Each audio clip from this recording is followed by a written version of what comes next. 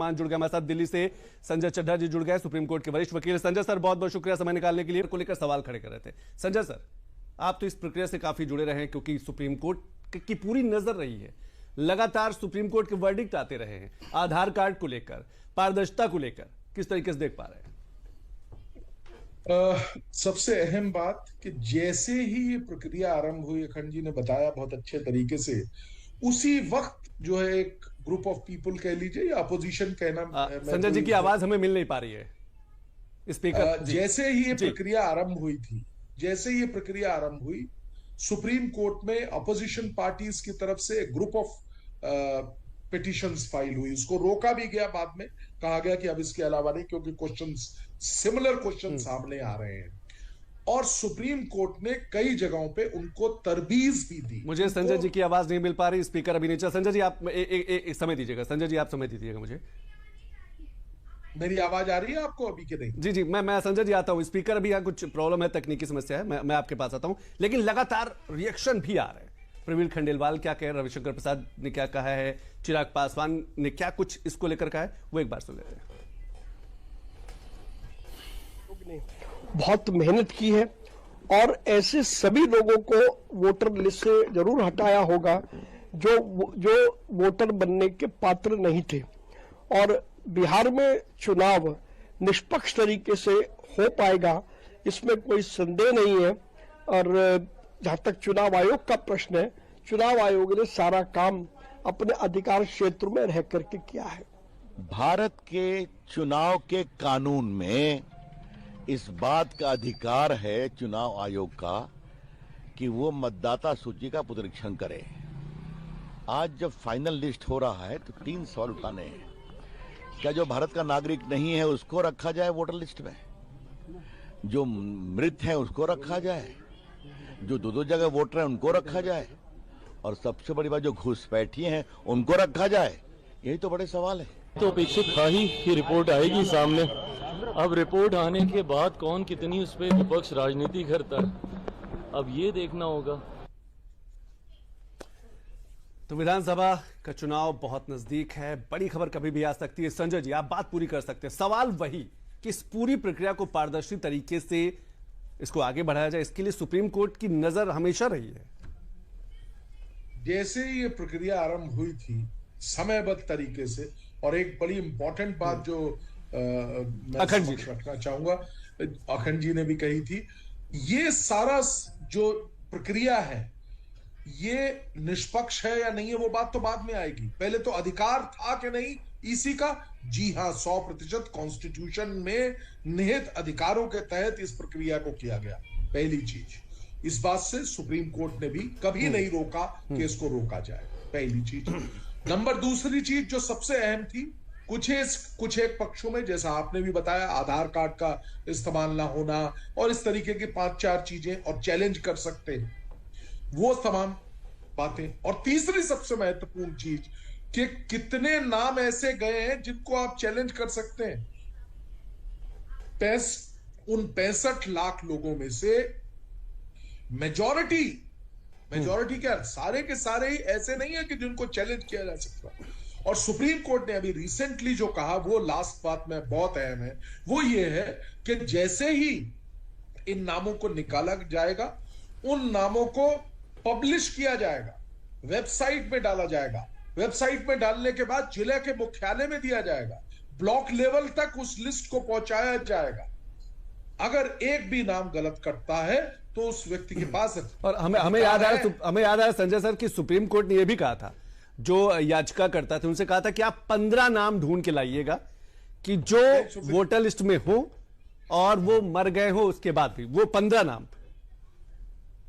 बिल्कुल सही आपने कहा। और यहां तक के जो भी वो पिटिशनर्स थे, उन्होंने they were not able to put it. लेकिन एक उनकी पिटिशनर्स की 2-3-4 बातें पे भी तवज्जो दी सरकार ने, सुप्रीम कोर्ट ने, और आधार को ऐड किया, और इस तरीके के जो आई कार्ड के इश्यूज थे उनको भी बड़े ही सहूलियत के साथ। और लेकिन चेंज तो कुछ हुआ नहीं। मरा हुआ व्यक्ति तो नहीं लेके आ जाएगा ना, कोई व्यक्ति जो मर चुका है, जिसका नाम है ही नहीं, जो आदमी वहां पे रहता ही नहीं है उसका नाम। तो ये एक हमारी जो जिसे कहते हैं ना कि हमारी जो जो जो लोकतंत्र की न केवल छवि सुधरी, बल्कि लोकतंत्र में जो इस प्रोसेस के द्वारा और हमें संजय जी लगता है कि सुदृढ़ता ये जो सारी प्रक्रिया है, सारा प्रोसेस है, ये वन नेशन वन इलेक्शन की तरफ बढ़ते हुए कदम है। इसमें चुनाव आयोग को भी जो कमियां अपने अंदर लगी होगी, उसके पास भी एक बड़ा मौका होगा, वो सुधारेगा। और कई बड़े बयान भी आए, चुनाव आयोग ने कहा कि नहीं, हमें और अच्छे तरीके से काम करने की जरूरत है।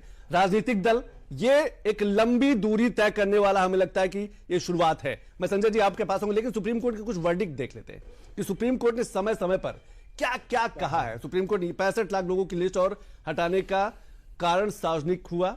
सुप्रीम कोर्ट ने भी कहा कि अनियमितता साबित हुई तो पूरी प्रक्रिया जो है एसआईआर वाली, वो रद्द कर देगी।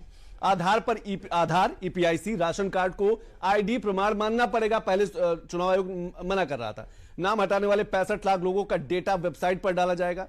नाम हटाने से पहले नोटिस देना पड़ेगा, नोटिस दिया गया और आज वो लिस्ट जारी हो गई है, फाइनल लिस्ट। राज्य में 1.60 लाख बीएलए हैं, किसी ने आपत्ति दर्ज क्यों नहीं की? राजनीतिक दलों ने एसआईआर की पूरी प्रक्रिया में अपनी, कहा जा सकता है, भागीदारी सुनिश्चित क्यों नहीं की? आखिर ये सवाल पारदर्शिता का अखंड। हमें लगता है कि जब चुनाव की बात करते हैं, चुनाव और इलेक्शन रिफॉर्म की बात करते हैं, राजनीतिक दल इलेक्शन रिफॉर्म की बात करते रहते हैं, लेकिन जब एसआईआर जैसी प्रक्रिया होती है, वोटर लिस्ट जैसी कहा जा सकता है प्रक्रिया होती है, तो उसमें कोई भी राजनीतिक दल हमें लगता है कि नजदीक नहीं आता है। बिल्कुल, हो हल्ला करने के लिए जरूर आज जी, जब हम रिफॉर्म की बात करते हैं तो रिफॉर्म को अक्सर क्रिटिसाइज क्यों किया जाता है? खासतौर से बड़े सियासी दल, बड़े राजनीतिक दल और उनके जो बड़े नेता हैं, जिनके ऊपर बड़ी जिम्मेदारी है। लेकिन जब सुधार की बात होगी, जब बड़े बदलाव की बात होगी, तो वहां पर एकमत नहीं होते ऐसे लीडरान। मैं तो आपसे एक बात हट के बोलना चाहता हूं। अरे रिफॉर्म कहां, ये तो एक्चुअल एक्टिविटी है भाई।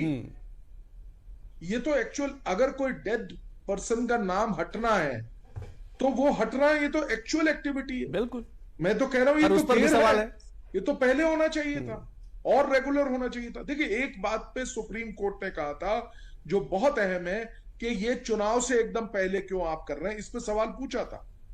तो लेकिन सवाल ही पूछा था, उन्होंने किसी भी तरीके से चुनाव आयोग की निष्पक्षता, चुनाव आयोग की शक्ति यानी कि उनकी सामर्थ्य और चुनाव आयोग के जो लॉ में दी गई पावर है, उसको किसी भी प्रकार से रोका नहीं था। संतोष जी, बड़े स्पष्ट शब्दों में कोर्ट ने कहा था कि आप करिए, लेकिन ये निष्पक्ष होनी चाहिए।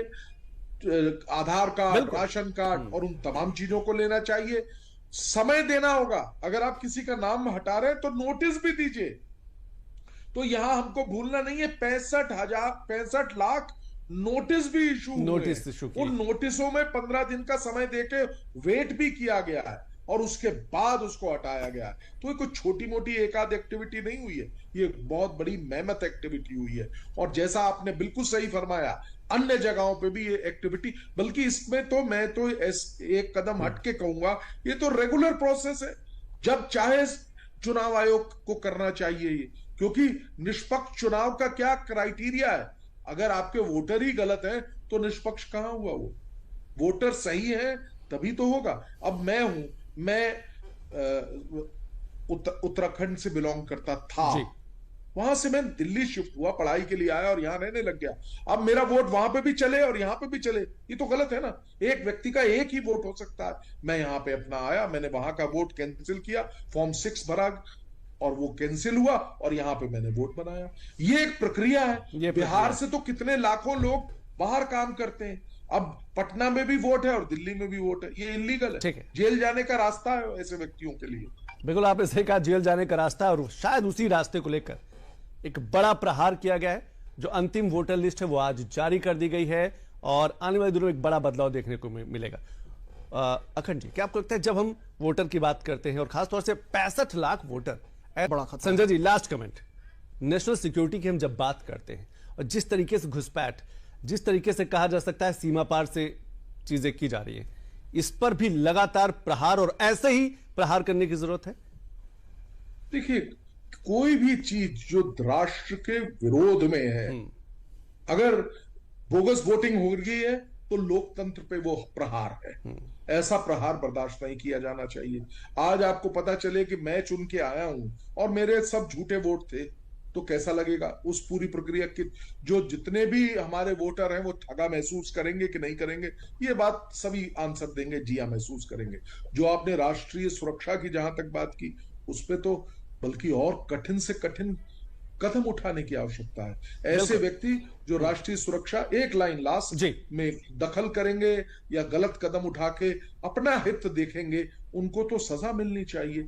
एक लाइन में बिल्कुल आपने सही कहा, देश से बढ़कर राष्ट्र बढ़कर कुछ नहीं, और शायद इसीलिए एसआईआर जैसी जो बड़ी प्रक्रिया है वो बिहार में पूरी हो चुकी है और वो जो वोटर लिस्ट है, फाइनल वोटर लिस्ट, वो जारी हो चुकी है। बहुत बहुत शुक्रिया संजय सर, दिल्ली से समय निकालने के लिए बहुत बहुत शुक्रिया। अखंड जी, आप समय निकाला। तो चर्चा में आज हमने बात की कि एसआईआर को लेकर, और खासतौर से आज 30 सितंबर है तो वोटर लिस्ट की फाइनल जो सूची थी वो वेबसाइट पर डाल दी गई है। तो चर्चा में आज बस इतना ही। नमस्कार।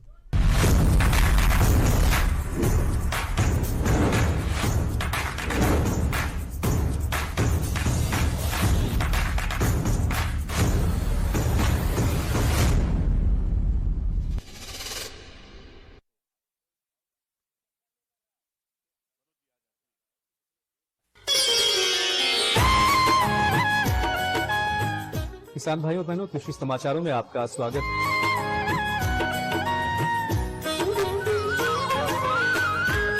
डॉक्टर साहब आए हुए हैं आपके प्रश्नों के समाधान के लिए।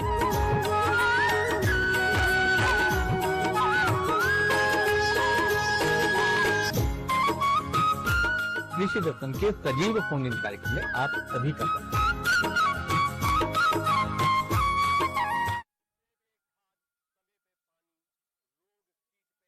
पापा वो नया क्रिकेट बैट दिला दे वो ना, 2 गांव के बीच मुकाबला है कल।